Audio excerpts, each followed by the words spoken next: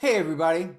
Today's video doesn't have anything to do with nutrition directly, but it has everything to do with your health, your well-being, and your serenity, which is a hard item to come by these days.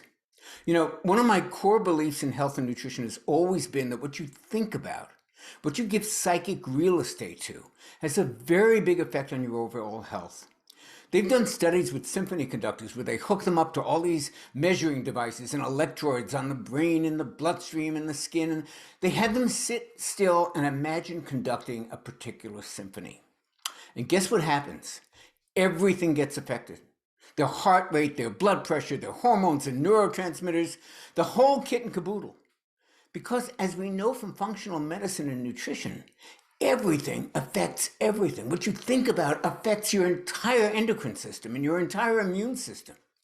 So this week's video is an exercise that you can use to clean out your head, to do a little brain detox, Because remember, all those thoughts and worries and anxieties, they all increase your stress hormones and they disturb your sleep, and that in turn puts on weight.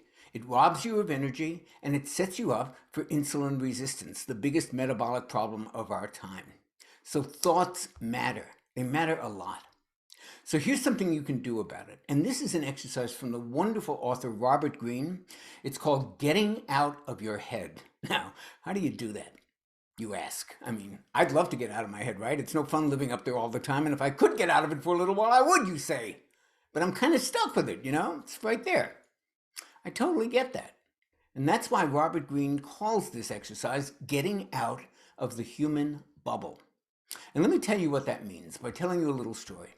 It's a story of the great American writer Virginia Woolf, who at one time in her life had three very close people to her die. Her mother, who died when she was very young, and then her father, and then her closest stepsister, and it was just boom, it was all just too much, and she fell into this really deep, crippling depression.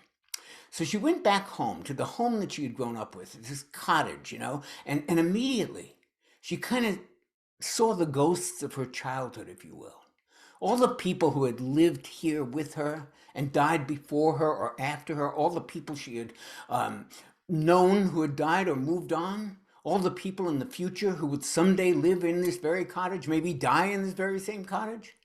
And she kind of got in touch with this sort of eternal flow of things, something bigger than herself, something eternal, the passage of time, the smallness of our everyday lives, how insignificant we really are when you think about the passage of time and when you think about eternity, when you think about the fact that there were millions of years that passed before you were even born and many, many more will pass after you're gone.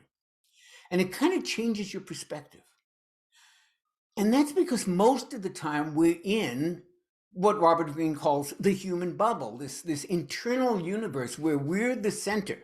And every one of our problems seems like the most critical and important issue of our time. And if we don't solve it, our life's going to fall apart and the world is going to end.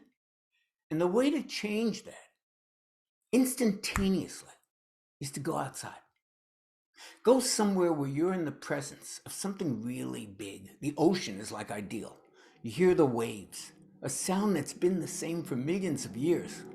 Or you go out into a garden, or anywhere that things grow and die and regenerate and bloom and cycle. And you try to really connect with this beautiful flow that animates all of life. Whether you're looking at the sky, at a field of grass, at a garden, at the ocean, a lake. And you try to connect with something that Robert Greene calls the Cosmic Sublime. Now, I know it sounds a little granola-ish, but you've all experienced it. You can call it anything you want. It's that sense of wonder that almost is like a moment of awe and appreciation and perspective. And it takes you right out of your head because it's really not about thought, which is what keeps you stuck in your head and ruminating and obsessing about all this stuff. No, this experience is something different.